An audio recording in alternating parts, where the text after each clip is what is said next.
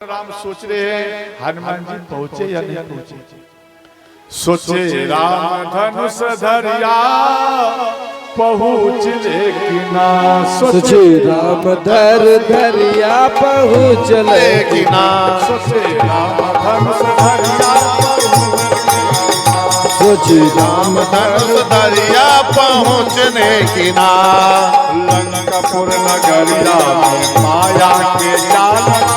लंकापुर बजरंगबली कालों के काल। लंकापुर नगरिया में माया के जालवा। अली वाला कालों के कालवा। लंकापुर नगरिया में माया के जालवा। अब बजरंगबली कालों के कालवा। लंकापुर नगरिया में माया का जालवा। हमरो बजरंग बली कालों के कालवा। छल में जलाई दियो हो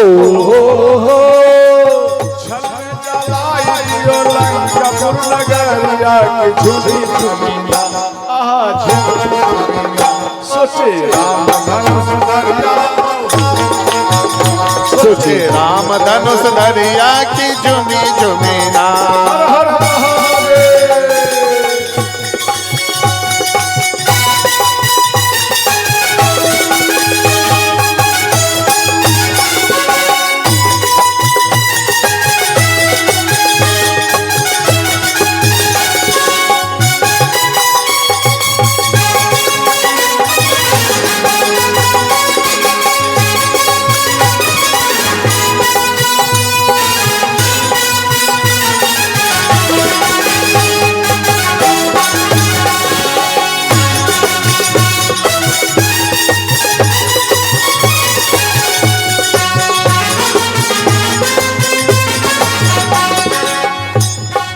धौला गिर पहरिया पे माया के जालवा।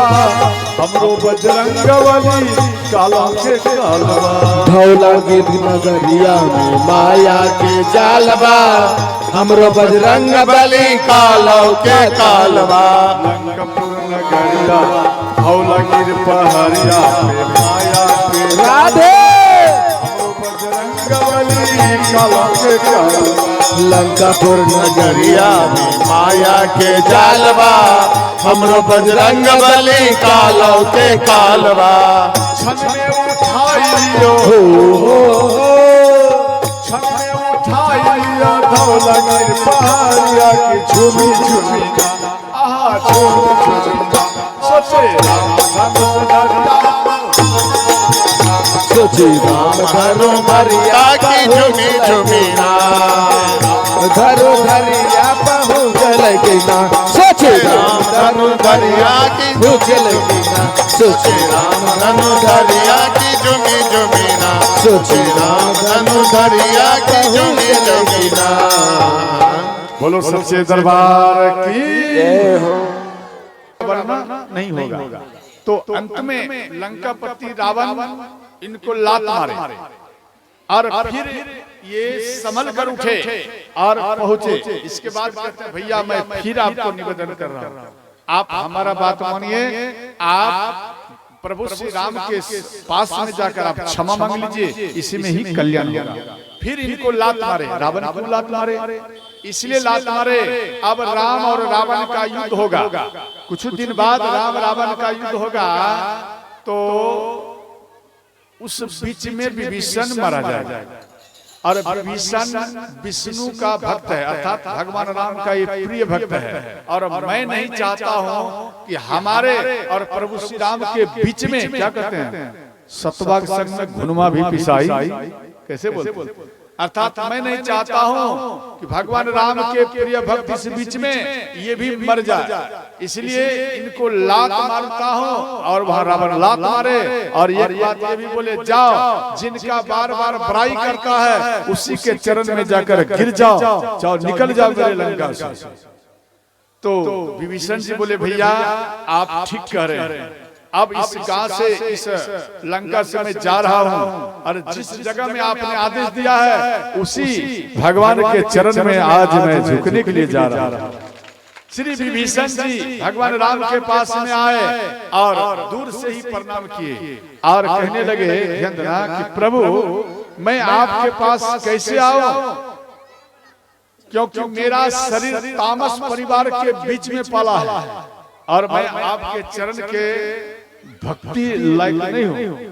तो अंत में श्री भगवान राम कहते हैं जो एक बार मन को निर्मल करके मेरे पास आ जाते हैं और उनका करोड़ों जन्म का जो पाप होता है वो खेल खेल में ही समाप्त हो जाता है।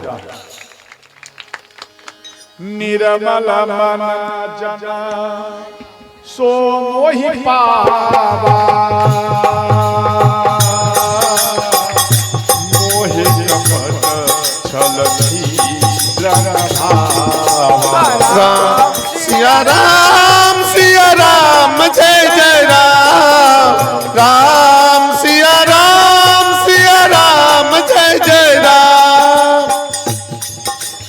यहाँ भगवान राम कहते हैं जो निर्मल मन बनाकर मेरे पास आ जाते हैं मैं उसका अधीन हो जाता हूँ, और जो मेरे शरण में आ जाता है तो हम जैसे प्राण को सुरक्षित रखा जाता है सुरक्षा रखता हूँ। जो सभी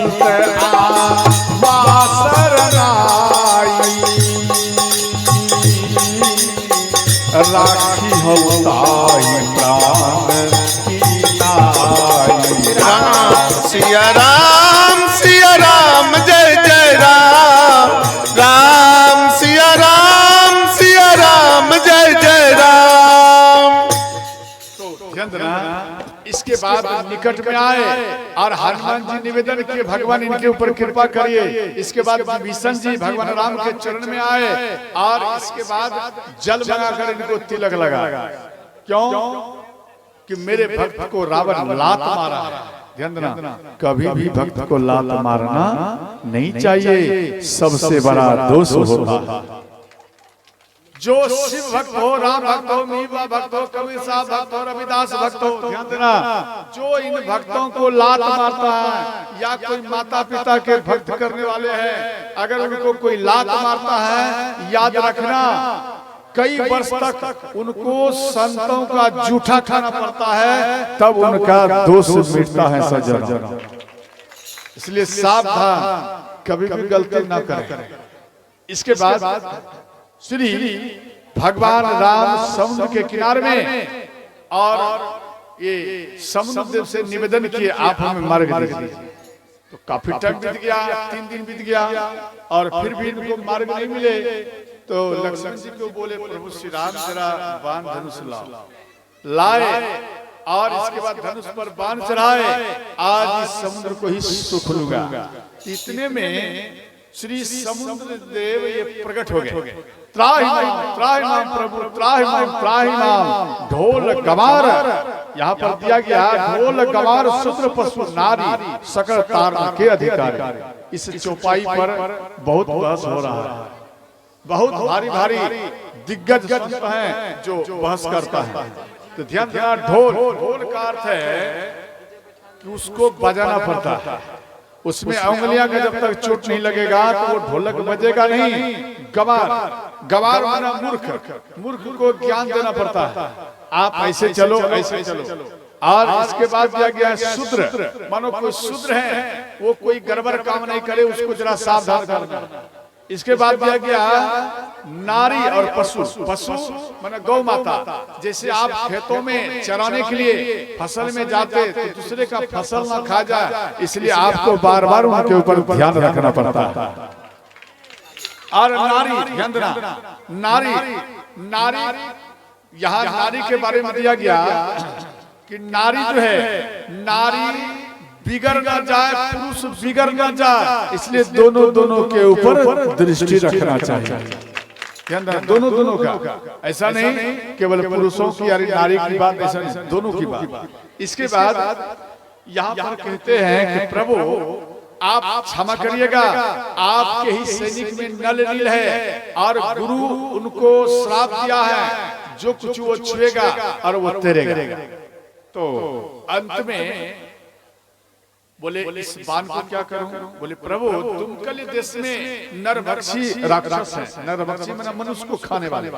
एक काम करिए, आप हमको उनके तरफ इस बाण को छोड़ दीजिए। तो दुमकल देश में जैसे ही बाण को छोड़े, वो बाण चला गया और जितना नरभक्षी था वो सब खेल खेल में ही समाप्त हो गया। और इसके बाद समुद्र देव चले गए, नल नीलाए, और वो शिला को छू छू कर, ध्यान देना, वो सब में राम बोलकर, राम लिखकर सब समुद्र में डालने लगे। और इसके बाद वो सेतु बंधना प्रारंभ हुए। शिला कुछ कम करे तो हनुमान जी धौलागिरी पर्वत में गए और एक टुकड़ा, ध्यान देना, उठाकर आ रहे। जैसे ही आ रहे थे तो वृंदावन के ठीक पास में आए, तो उस जगह में जब आए तो इधर सेतु पूर्ण हो गया। तो भगवान राम कहते हैं, हे महावीरों, आप जो जहां शिला लेकर हाथ में है आप उसी जगह में रख दीजिए। तो ध्यान देना, श्री हिमालय का टुकड़ा लेकर आ रहे थे तो उनको वहां पर रख दिए। और वो टुकड़ा को जब रख दिए वृंदावन में, तो वो टुकड़ा कहता है कि हनुमान जी आप बोले थे प्रभु श्री राम का दर्शन कराऊंगा और आप हमें मार्ग में ही छोड़ दिए। तो बोले प्रभु श्री राम को पूछ कर आता हूँ। भगवान श्री राम के पास आए और भगवान राम बताए, और जाकर हनुमान जी यहाँ कहते हैं हिमालय के बेटा को, उसका नाम हुआ गोवर्धन। तो उनको बोले कि काम करो। भगवान राम बोले जब हम कृष्ण अवतार लूंगा उस समय में इनको अपने उंगलियों पर 7 दिन 7 रात धारण करूंगा। जैसे ये बात सुने गोवर्धन, वो तुरंत प्रसन्न हो गए सज्जन। और इसके बाद सेतु पूर्ण हुआ, शिव जी का इच्छा हुआ, शिव जी का इच्छा हुआ, भगवान राम का इच्छा हुआ यहाँ पर शिव जी का स्थापना करो। एक बार भोलेनाथ श्रृंगार करके, एक बार भोलेनाथ श्रृंगार करके, देखो शिवलिंग क्यों स्थापित किए भगवान राम? भगवान भोलेनाथ श्रृंगार किए और नगर में भिक्षाटन के लिए गए। एक माता इनके रूप को देखकर वो खुश हो गई और इनके अंदर में काम जगा। शिव जी से प्रेरित किए, शिव जी मना की, और वो स्त्री शिव जी को साफ दिए कि हे भोलेनाथ, आपको जिस लिंग पर इतना अभिमान है, जब मैं आपको श्राप दे रहा हूँ वो लिंग बड़ा हो जाए। तो उनके श्राप से वो लिंग पताल में चला गया। तो शिव जी अपना त्रिशूल ब्रह्मा जी को दिए, बोले इसको 12 खंड करिए। तो ब्रह्मा जी नीचे जाए ऊपर जाए, उनको मालूम नहीं पड़े। तो अंत में शिव जी को फिर वो त्रिशूल दिए। शिव जी स्वयं उस लिंग को 12 खंड किए और वही शिवलिंग 12 शिवलिंग के नाम से जाने जाए। और उस शिवलिंग को एक पर्वत में रख दिए। और जैसे ही पर्वत में रख दिए, ध्यान देना, तो ध्यान देना, पर्वत में रखने के बाद हवा के झोंका से एक शिवलिंग वो समुद्र के किनारे में गिर गए। और उसी जगह में गिरे जहाँ भगवान राम बैठे हैं। उसी जगह में जब आप एक ईटा समुद्र के किनारे में फेंक देना, थोड़ा देर के बाद ना वो ईटा नीचे चले जाए। जाते हैं नहीं जाते? रेता से वो दबाते दबाते वो नीचे चले जाते हैं। उसी प्रकार शिव जी के ये शिवलिंग नीचे चला गया और उसी शिवलिंग का पूजा नहीं हो रहा था। भगवान राम उसी जगह में एक बालू का शिवलिंग बनाया और उनका प्राण प्रतिष्ठा के लिए, ध्यान देना, लंकापति रावण को एक पत्री भेजे। लंकापति रावण आए और प्रचंड विद्वान था, इसलिए भगवान राम उनको बुलाए। रावण आए और भगवान राम कहते हैं ब्राह्मण देवता, आप इन शिवलिंग का प्राण प्रतिष्ठा करिए। तो लंकापति रावण बोले मैं वो ब्राह्मण नहीं हूँ, कोई सामान अगर कमी रहे पूजा करा दूं, वो ब्राह्मण मैं नहीं हूँ। पूर्ण तरीका से आपके पास सामग्री पूरा रहेगा तभी मैं पूजा करूंगा, वरना पूजा नहीं करता। भगवान राम हाथ जोड़कर बोले क्या कमी है? बोले देखो यहाँ पर पत्नी आपकी नहीं है, आप पत्नी लाओ। तो इधर लक्ष्मण जी मन में बात करते हैं, देखो कैसा बात बोलता है। एक तो मेरी माँ सीता को चुरा कर ले गया है और कहता है अपनी पत्नी को ला। शर्म लगना चाहिए। ये मन में लक्ष्मण जी विचार कर रहे हैं। इसके बाद श्री लंकापति रावण कहते हे राम, हम सीता को लाने के लिए जा रहा हूं, सीता मेरे कब्जे में रहेगी और पूजा करने के बाद फिर हम लेकर चले जाएंगे। भगवान राम बोले ठीक, आप आइए ब्राह्मण देवता। तो माँ सीता को लाए, भगवान राम इन दोनों को जोड़ी बनाकर, ये प्रथम कल की कथा है सज्जनों, ये दक्षिणी रामायण में आपको मिलेगा, तुलसीकृत रामायण में आपको नहीं मिलेगा। और लंकापति रावण प्राण प्रतिष्ठा किए और इसके बाद लंकापति रावण जाने लगे।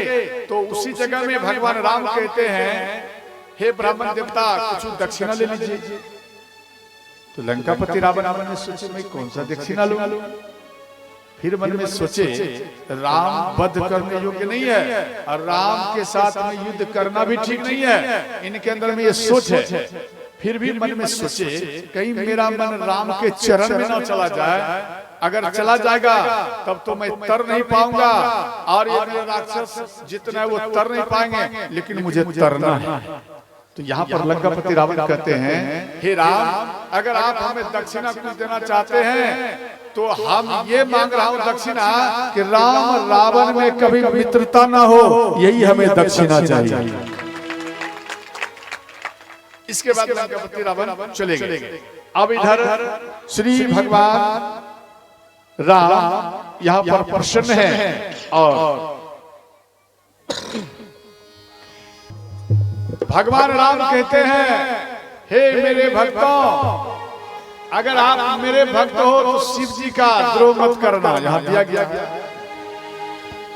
शिव द्रोही मम दास कहा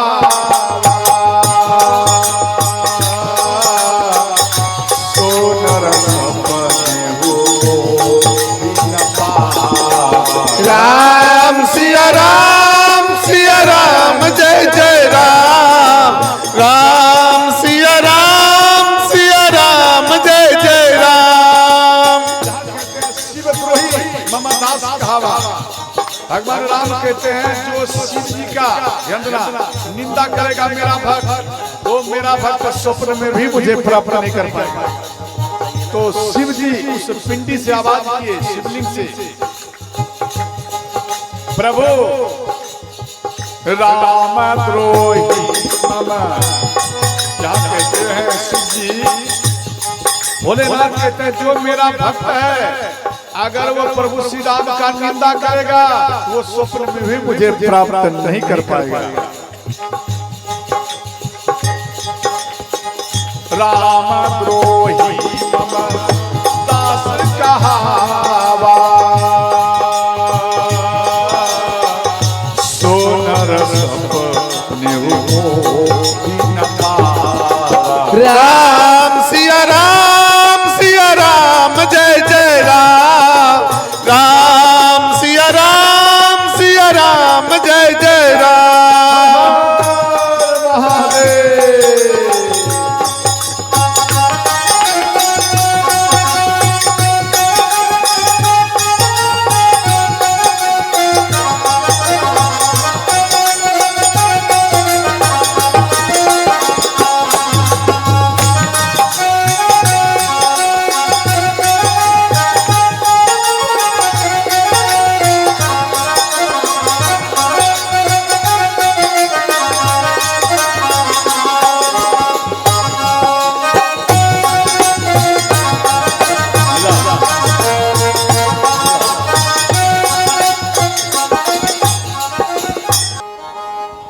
इन शिवलिंग का नाम रामेश्वर रखे, स्वयं भगवान शिव रखे कि प्रभु शिव का जो ईश्वर है वो है राम, इसलिए इन शिवलिंग का नाम होगा रामेश्वर। समझ गए? और सब कोई प्रेम से हाथ उठाइए, जिसको हाथ होगा तो वही उठाना, एक हाथ वाले मत उठाना, ठीक है ना? प्रेम से हाथ उठाइए। रामेश्वर रामेश्वर ओम नमः शिवाय, रामेश्वर रामेश्वर ओम नमः शिवाय, रामेश्वर रामेश्वर ओम नमः शिवाय, रामेश्वर रामेश्वर ओम नमः शिवाय, ओम नमः शिवाय, ओम नमः शिवाय, ओम नमः शिवाय, ओम नमः शिवाय, ओम नमः शिवाय, ओम नमः शिवाय, ओम ओम नमः शिवाय, ओम नमः शिवाय। रामेश्वराय रामेश्वराय ओम नमः शिवाय।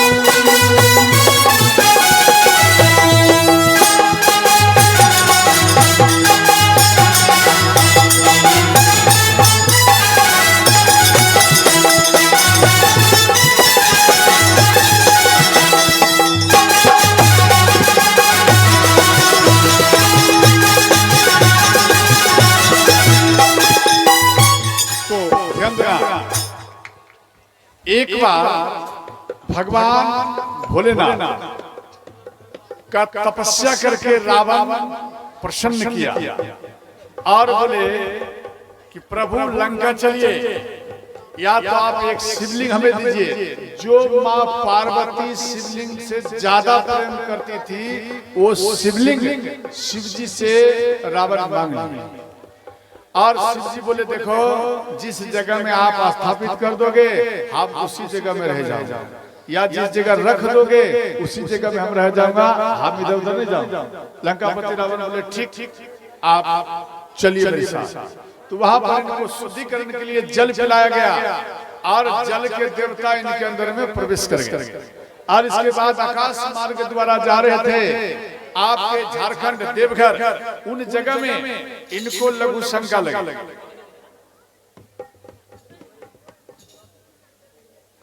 और लघु शंका जब लगे तो ये दिमाग लगाए भाई कहाँ रखूं। तो एक बैजू नाम का घोड़े थे और वो स्वयं विष्णु पुराण के अनुसार से दिया गया, वो गणेश भगवान ही थे। और वो उस जगह में गैया को चरा रहे थे और रावण देख लिया और उनको ये शिवलिंग दिया। बोले देखो इनको जमीन मत रखना, हम तुरंत लघु शंका कर आता। रावण गया और काफी टाइम लगा दिया। इधर गणेश भगवान बटेश्वर स्थान में आए शिवलिंग को रखने के लिए।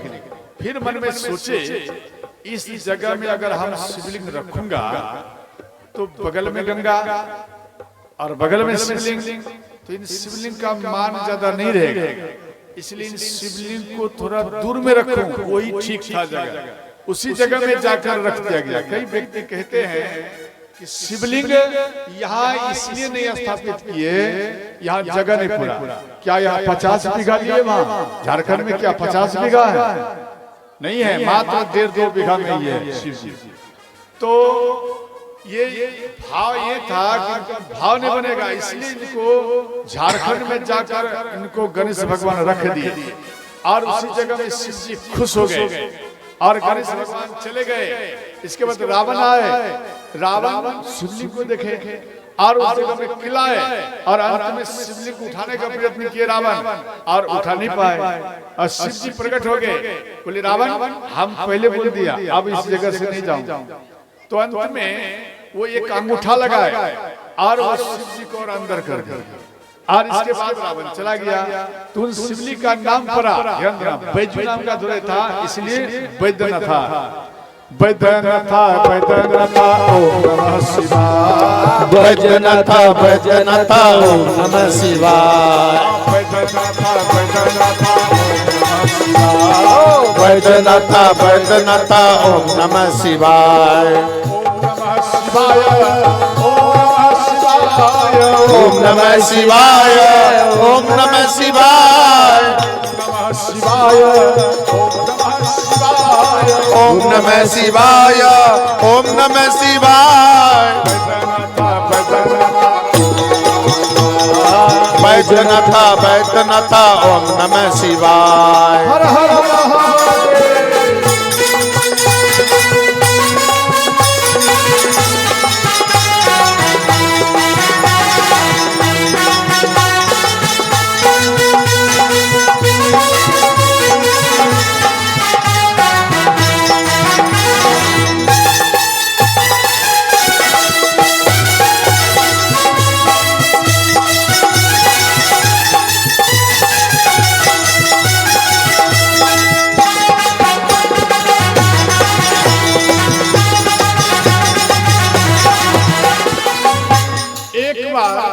भगवान भोलेनाथ नाराज हो गए और वो पृथ्वी पर हिरण बनकर आए।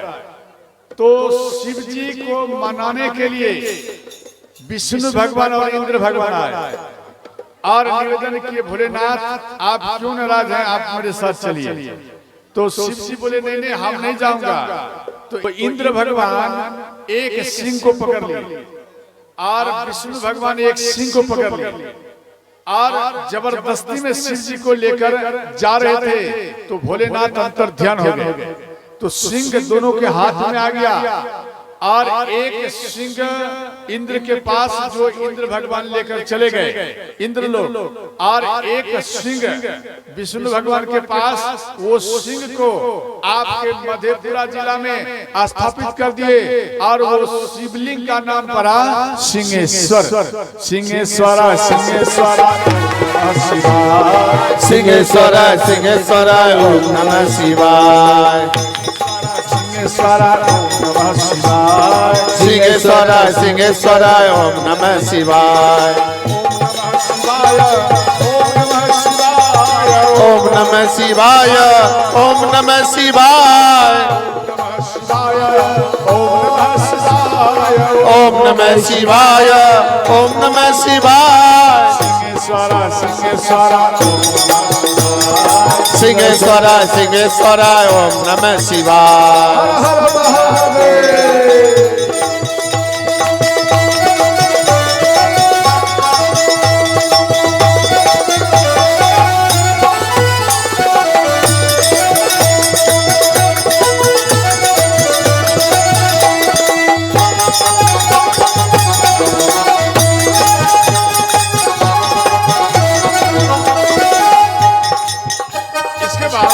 ध्यान देना, एक बार ध्यान सुनना, कोहल ऋषि, अष्टवक्र के पिता कोहल ऋषि वो गंगा के बीच में तपस्या करते थे। तो इनको ध्यान देना, भगवान इनको समाधि में नहीं आने देते थे। तो शिव जी का एक शिवलिंग गंगा के बीच में स्थापना किए पहाड़ में। जैसे स्थापना किए वो शिवलिंग का नाम पड़ा कोहल ऋषि, और वही कोहल ऋषि के नाम पर सज्जनों कहलगांव नाम पड़ा है। कहलगांव कोहल ऋषि ओम नमः शिवाय। कोहल ऋषि ओम नमः शिवाय। कोहल ऋषि ओम नमः शिवाय। कोहल ऋषि ओम नमः शिवाय। ओम नमः शिवाय ओम नमः शिवाय। ओम नमः शिवाय। ओम नमः शिवाय। ओम नमः शिवाय। कोहल ऋषि ओम नमः शिवाय।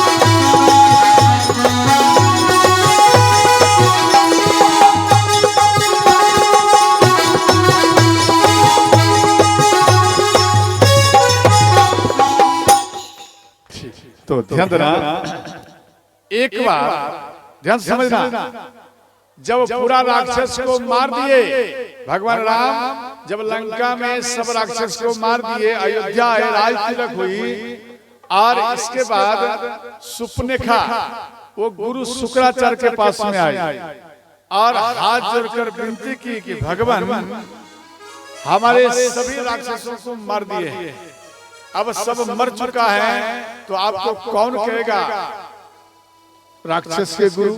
दैत्य गुरु कौन कहेगा आपको? दैत्य गुरु कौन कहेगा? इसलिए दैत्य गुरुपति कैसे होगा? आप थोड़ा कृपा बरसाइए। तो गुरु शुक्राचार्य दिमाग लगा, गुरु शुक्राचार्य शिव जी का तपस्या किए और भोलेनाथ प्रसन्न हुए, बोले बर तो गुरु शुक्राचार्य कहते हैं, गुरु शुक्राचार्य कहते हैं कि हमें हमारा सब राक्षस, मेरा जितना था वो सब समाप्त हो गया, शिष्य, इसलिए हमें वो शिष्य चाहिए। और मेरा शिष्य कैसे प्रकट होगा? तो शिव जी एक शिवलिंग दिए और भोलेनाथ बोले देखो इसको भारत में स्थापित मत करना, भारत से हटकर करना। आपका पाकिस्तान भी भारत में ही थे। तो इसके बाद शिव जी चले गए और भोले गुरु शुक्राचार्य आश्रम में आए और इनका एक बेटा का नाम था अरब। तो अरब विदेश में रहता था, अरब भारत में नहीं रहता, विदेश में रहता था। तो अरब के पास आए सुपनेखा को लेकर, सुपनेखा और अरब इन दोनों का विवाह करा। अरब के नाम पर ही अरब देश पड़ा, गुरु शुक्राचार्य के बेटा अरब, उनके नाम पर ही अरब देश पड़ा। गुरु शुक्राचार्य, ध्यान देना, गुरु शुक्राचार्य यहाँ पर दोनों को विवाह कराए और उन शिवलिंग का स्थापना की। सुपनेखा के नाक और कान, ध्यान से समझना, नाक और कान कटे हुए थे, इसलिए सुपनेखा एक वस्त्र तैयार की। वो वस्त्र हैं जो पूरा ढकती है काला वस्त्र में, और उस वस्त्र का नाम है बुर्का। ध्यान देना, जो मुस्लिम माताएं पहनती हैं, और तभी से परंपरा चला बुर्का का। और इसके बाद सुपनेखा, वो अरब देश में बारिश नहीं होती है, तो वहाँ लकड़ियां इत्यादि नहीं होते, गाछ वृक्ष नहीं है। तो कोई व्यक्ति मर जाए तो उनको जलाने के लिए लकड़ियां नहीं है, तो वहाँ का व्यक्ति, वहाँ के व्यक्तियों को जमीन में गड्ढा खोदकर और उनको मिट्टी के अंदर में दफना दिया जाता था। तभी से एक प्रथा चला कब्र का, कब्र का चला। और वहाँ पर धूप ज्यादा होने के कारण धूप से बचने के लिए टोपियां लगाते थे सिर में, तभी से एक परंपरा चला टोपी का। ध्यान देना, जो मुस्लिम भाई अभी भी उनको अपना धर्म में लाए। और इसके बाद ध्यान देना, अरब देश में ये सुपनेखा के दो बेटा हुए, एक हुए सत्य प्रवृत्ति के, एक हुए दुष्ट प्रवृत्ति के। तो दुष्ट प्रवृत्ति के आतंकवाद हुए, सत्य प्रवृत्ति के ध्यान देना सत्य रूपी हुए, और दोनों का परिवार बढ़ा। और सत्य प्रवृत्ति के जो थे उनका बेटा, तो दुष्ट प्रवृत्ति के इनके परिवार को मार देते थे।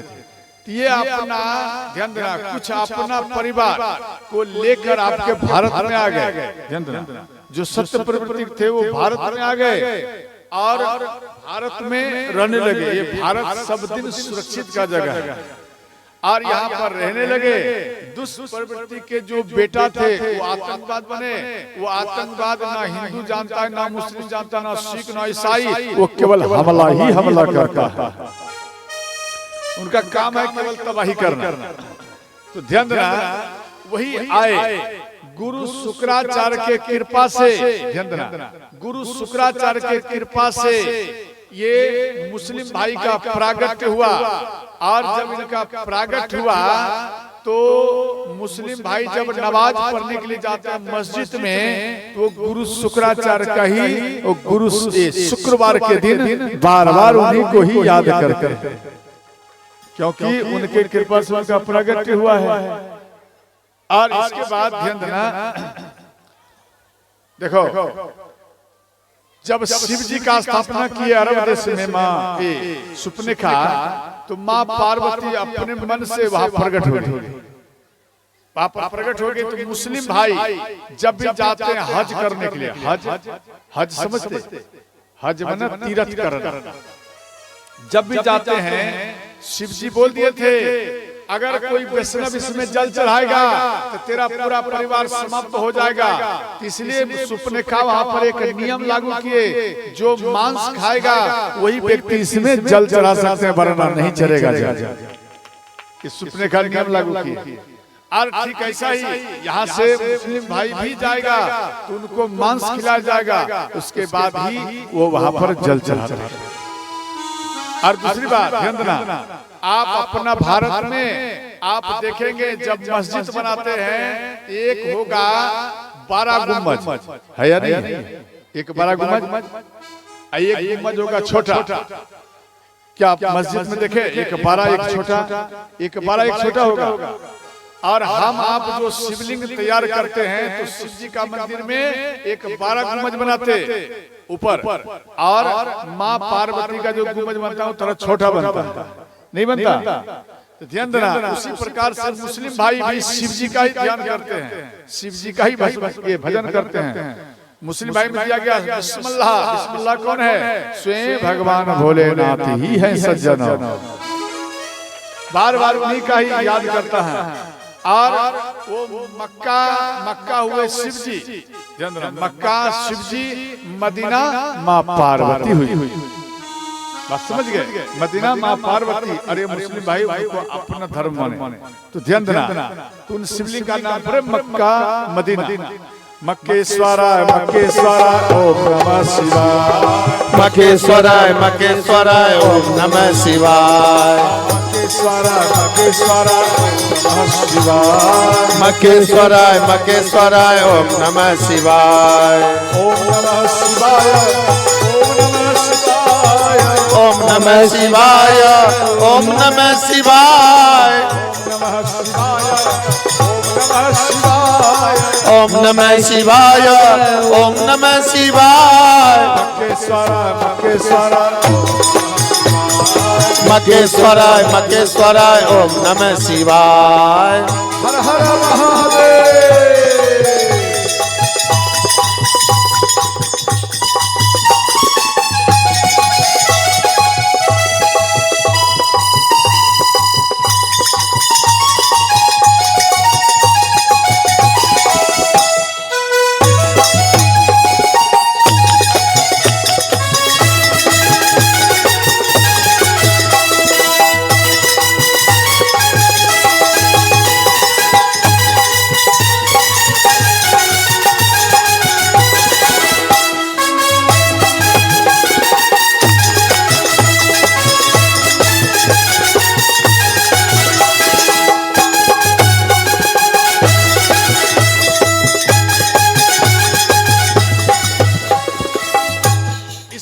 से ध्यान देना, शिव जी का कुछ आप वर्णन सुने, ध्यान देना। आपके गांव में तो आज अंतिम है, लेकिन वो सुंढिया में गांव वाले आज इकट्ठा हुए थे। बाबा जहाँ जहाँ निकट आ रहा है मेरा मन जो है कुछ और हो रहा है। बोले क्या? वो एकांत में आकर हमको समझाए। बोले बाबा आपका 1-2 दिन और कथा बढ़ेगा। वहां पर बोल दिया 1-2 दिन आपका और कथा बढ़ेगा और आपको कथा करना ही करना पड़ेगा।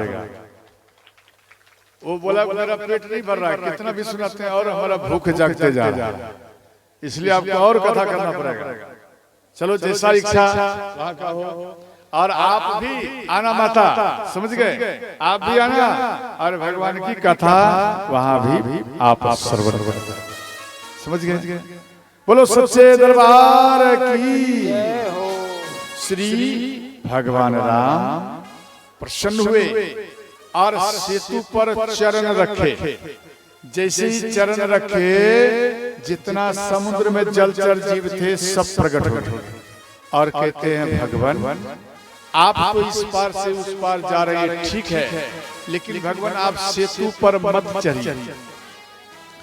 जितना जलचर जीव हो आप इसी के ऊपर, अर्थात हम सभी जीवों के ऊपर आप अपना चरण को रखिए और आप लंका में चले जाइए। भगवान प्रभु श्री राम इन सभी जीवों की इच्छा को पूर्ण करने के लिए भगवान राम इन सभी जीवों के ऊपर चरण रखते हुए सज्जनों ये लंका में भगवान राम चले आए।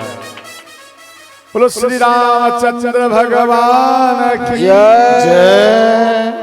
और लंका में आए और इसके बाद ये लंकापति रावण बात को जान गए, एक मीटिंग बिठाए और सब कोई कहते हैं लंकापति रावण को कि हे महाराज आप मत घबराइए, ये बंदर कपी ये सामान्य मनुष्य तो मेरा भोजन है, आप मत घबराइए, जीत हमारी है। श्री यहाँ पर प्रहस्त बोले कि पिताजी, लंकापति रावण को कह रहे हैं कि पिताजी आप अपना सैनिक के ऊपर भरोसा मत करिए, इसलिए कि ये जो बात बोल रहे हैं गलत है। कहता है कपि मेरा भोजन है, सामान्य मनुष्य मेरा आहार है, ये ठीक है, लेकिन एक कपि लंका में आए, पूरा लंका को जलाकर भस्म कर दिए और चले गए, उस टाइम में तेरा भूख कहाँ चला गया, क्यों नहीं खाए? तो वहां पर ये चुप रहे।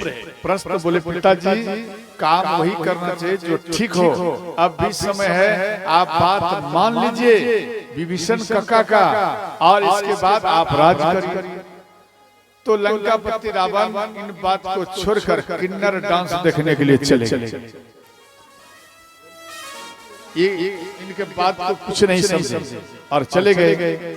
और इधर एक मीटिंग हुई, भगवान राम के सभा में मीटिंग हुई, और भगवान राम बोले जामवंत जी क्या करना चाहिए?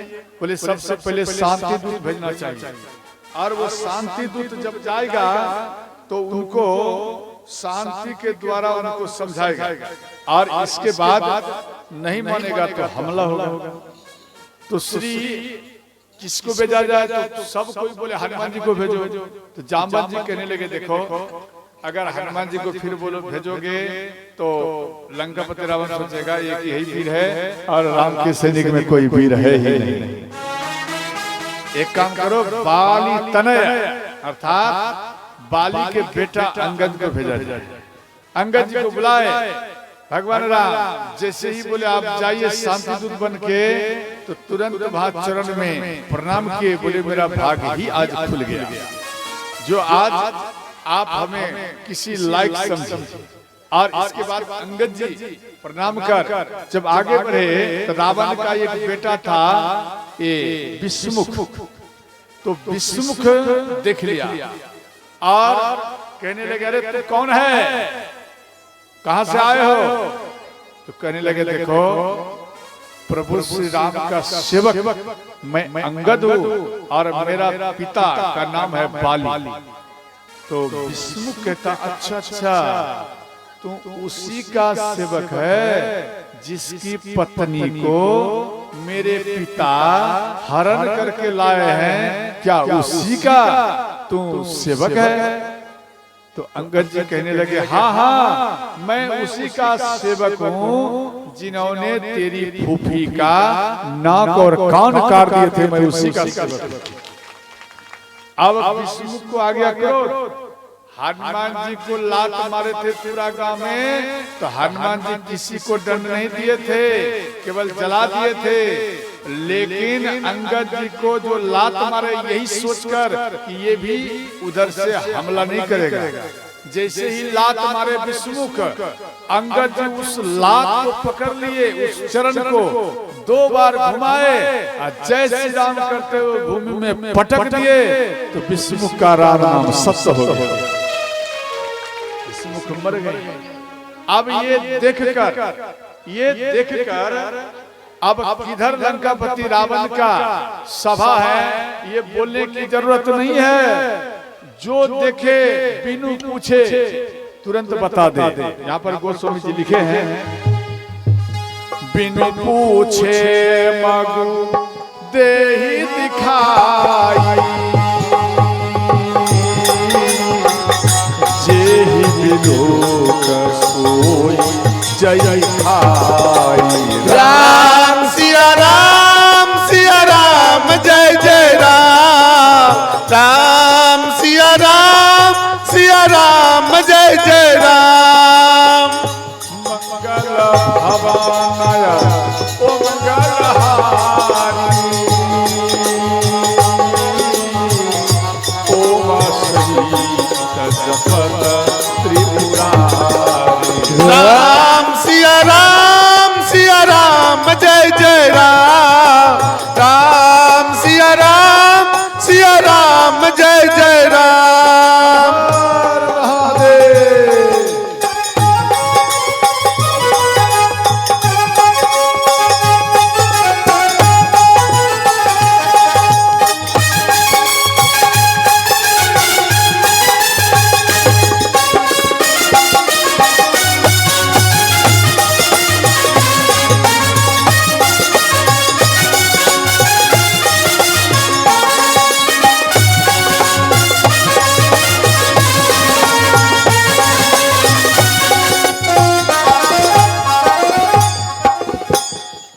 तो अंगद जी जब रावण की